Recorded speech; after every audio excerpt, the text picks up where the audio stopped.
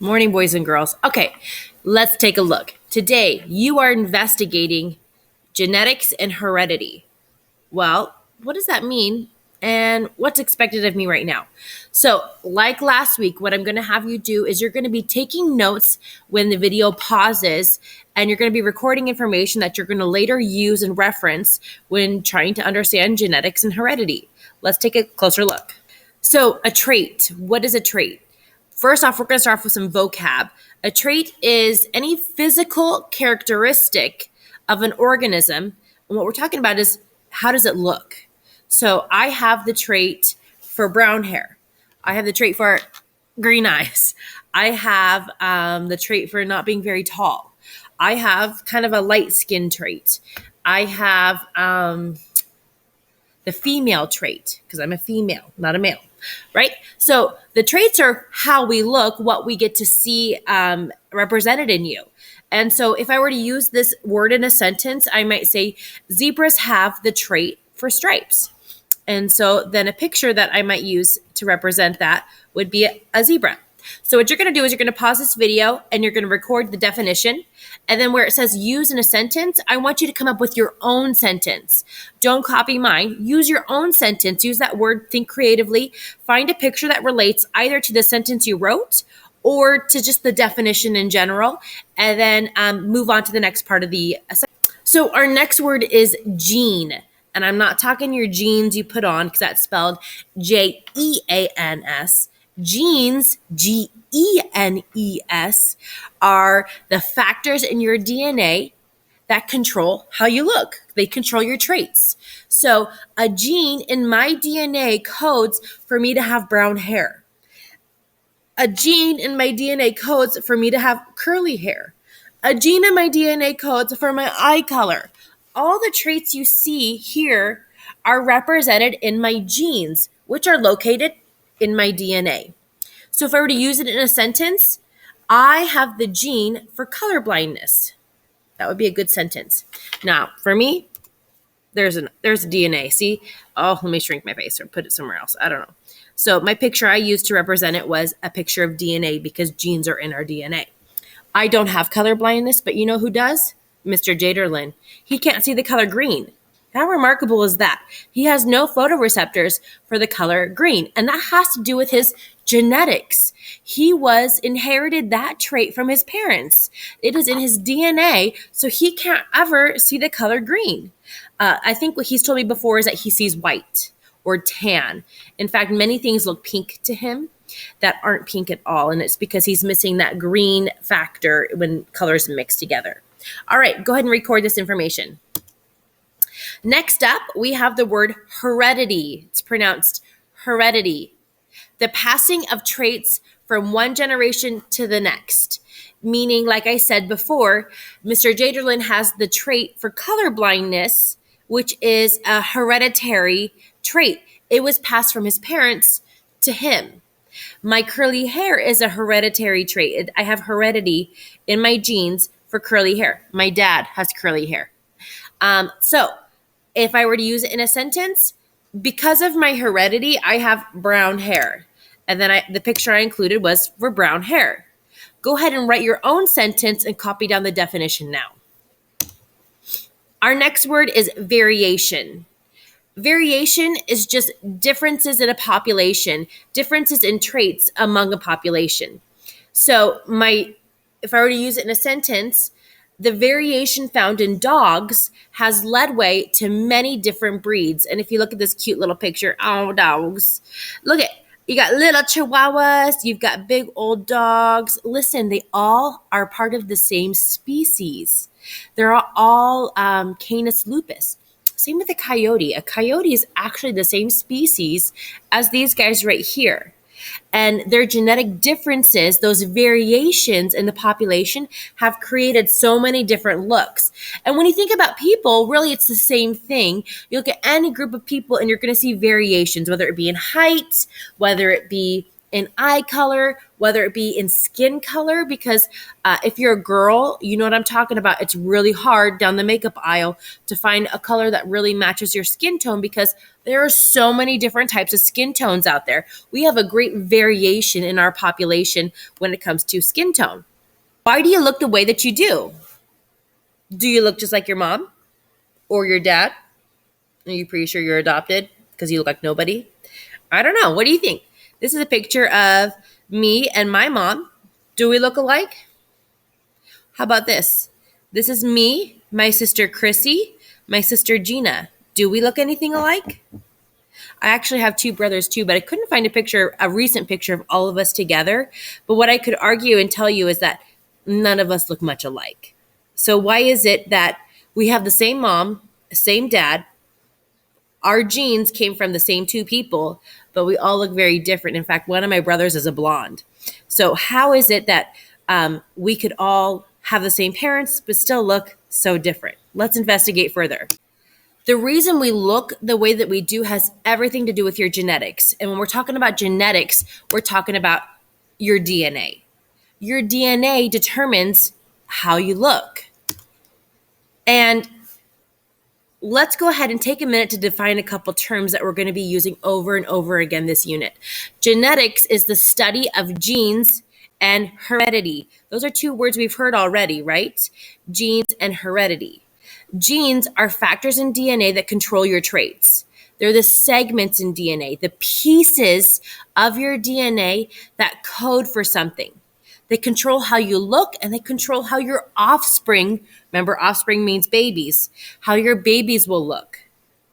Please go ahead and pause and you're going to go ahead and write down this information. So if we take a minute and we investigate a little further into DNA, this is deoxyribonucleic acid is how you say that. You can practice that. Deoxyribonucleic acid. You sound pretty smart, right? D means two, oxy means oxygen, ribosomes, nucleic, nucleus, acid. Boom. That is this big old strand right here. Okay, so your DNA consists of 4 different amino acids. That's these guys right here. Adenine, thymine, cytosine, guanine. And these things match up in different orders and different patterns and different lengths to create our genes. And your genes code for making something inside of your cell. Whatever this pattern is, whatever this combination of A's, T's, C's, and G's, however they line up together in whatever length, in whatever sequence, determines a set of directions, if you will. It's a set of directions for creating proteins. And these proteins, they do things in our body. They either build material or give directions on how to behave and act, how a certain cell should behave. Hey, you're a white blood cell. You need to go search out the invaders. Or you're a neuron. You need to be able to send messages. So whatever it is, these combinations create our genes, and your genes give directions for creating proteins. So this is a quick picture of what it is I'm talking about. But let me look a little bit closer here. In our bigger picture, So what we see here is your cell. Inside of a human cell and any eukaryotic cell, so like plants and animals, they always have a nucleus. Inside of the nucleus is all the DNA. And the DNA is bound up in what we call chromosomes. So you've got these chromosomes, which are wound up pieces of DNA. And if we were to unravel them, you would see that strand of DNA. It's like wound up and tight together in a condensed form that's easy to keep control of. So if we were to unwind this guy, and we would see right here, they're showing us, this is an example of a gene, a little piece of information. It can be 300 codes long. It can be 3 codes long. There are very, very long genes and there are very, very small genes. And it doesn't make one more powerful than the other. They're just different from each other because they give different sets of directions. And so this is an example showing you that detail right there, what a gene is. And then if we were to like zoom in even closer, you could see the genes are made up of these combinations of A's, C's, T's, and G's. However, they're bound up together in whatever pattern and order determines what our genes are.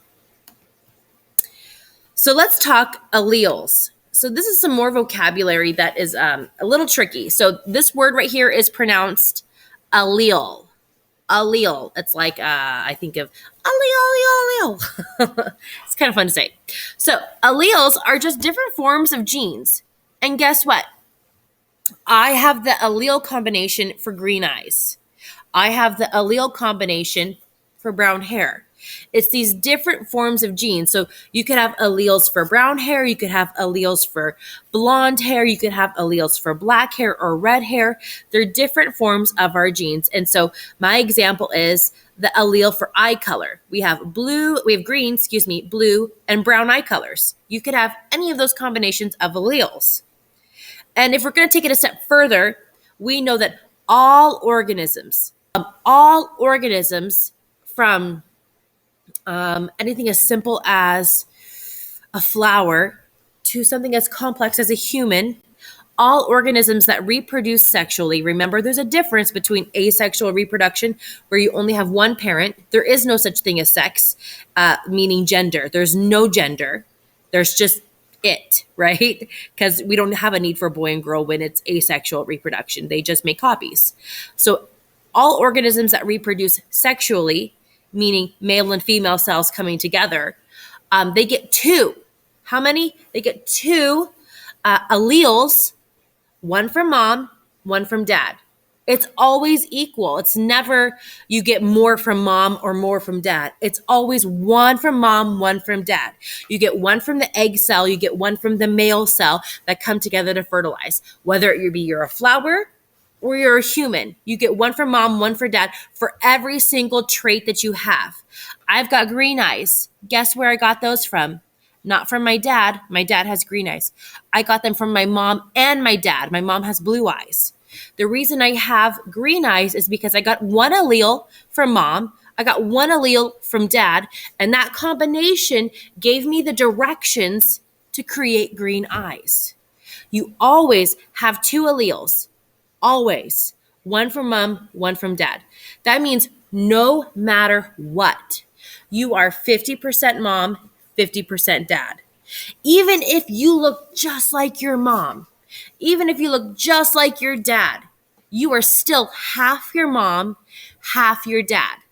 Because half of the directions that make you who you are came from your mom, and half of them came from your dad. Even if you don't know who that person is, right? You still got half of your directions, your DNA came from that parent. Because you have two alleles for every single trait that you display. So let's talk dominant alleles, because this is a whole new idea. If I have two alleles, how is it that you see green eyes and not blue eyes, right? I said I got green eyes from my dad, even though I'm half my dad, half my mom. Why is it that you get to see the green eyes? Well, there's this thing that traits do. For every allele you have, it's either dominant or it's recessive. So it's either dominant or recessive. What does it mean to dominate? I want you to think about this. Like, let's say you're really good at basketball. Really good. And you dominate everybody on the court. What does that mean? It means you like wipe the floor with them, right? Like you are the best. You are better than the rest. You win every time. You win. That's kind of like what dominant alleles do. They win every time. So a dominant allele, when present in an organism, is always going to cover up a recessive allele. So it's what we're going to get to see when you see it if it's present. If you have a dominant allele, I get to see it. That's why we see a lot of people with brown hair. That's why we see a lot of people with brown eyes. Can you guess if it's dominant or recessive? That's right. It's dominant, you guys. Dominant alleles, when present, are what we get to see. They cover up the recessive. So even if you carry a trait or you carry an allele for blonde hair, if you have one dominant trait, one dominant allele for brown hair, that's what we're going to get to see because it's the dominant allele. So my example is brown eye. So we know that eye color is determined by the alleles or the traits that you carry. And you have two alleles but we only ever get to see one of them if you have a dominant allele and a recessive allele. Let's investigate a little bit further. What does it mean to be recessive then? So a recessive trait is a trait that gets covered up by a dominant allele. So a recessive allele is like blue eyes. Blue eyes are recessive. Or blonde hair is a recessive trait. Or red hair is incredibly recessive, meaning that we have two alleles for every trait we get, one from mom, one from dad. If mom passes down a brown hair trait and dad passes down a red hair trait to you, what color hair are you going to have? Brown is dominant. Dominant always covers up recessive. So what do we get to see? Brown eyes or hair. Did I talk about hair? No, I can't even keep track. You see brown hair, right? How can we predict your genes? We can actually do that. And we can do that with what we call Punnett squares. Actually, there should be one more T on that word. Punnett is named after an individual who discovered the pattern in which certain traits are passed down. And a Punnett square looks very similar to this. And we're going to go ahead and explore these in a moment. But to really break down and explain what these are, you need to first understand why is it that sometimes you see we use a capital B, and why is it sometimes we're using a lowercase b. So let me give you some quick background information. Then we're going to go ahead and try to create some of our own Punnett squares. So first off, dominant, remember we have dominant and recessive alleles. Dominant alleles are always going to be shown with the capital letter. We're going to do this so we can easily differentiate and look and see which trait is going to be the dominant allele, which trait is going to potentially cover up the recessive allele. And then our recessive allele will always be shown with a lowercase letter. So when we use this quick Punnett square, we can quickly identify what traits are being passed down. Are they dominant or are they recessive? And which ones are we going to get to see?